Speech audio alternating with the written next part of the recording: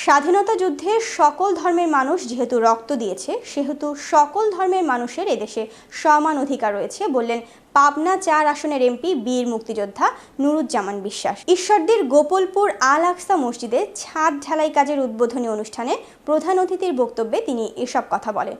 মসজিদ কমিটির সভাপতি শহীদুল ইসলামের সভাপতিত্বে এ সময় ইউপি চেয়ারম্যান এমদাদুল হক রানা সর্দার, আওয়ামী লীগ নেতা আব্দুর রশিদ, আকবর আলী, ঈশ্বরদী প্রেস ক্লাবের সভাপতি ও জাতীয় সাংবাদিক সোসাইটির কেন্দ্রীয় সাংগঠনিক সচিব তৌহিদ আক্তার পান্না, সরকারি কলেজের সাবেক ভিপি ইমরুল কায়েস দারা ও মসজিদের প্রতিষ্ঠাতা সভাপতি GM দোলন সহ বিভিন্ন পর্যায়ের নেতা ও বিশিষ্ট ব্যক্তিরা উপস্থিত ছিলেন।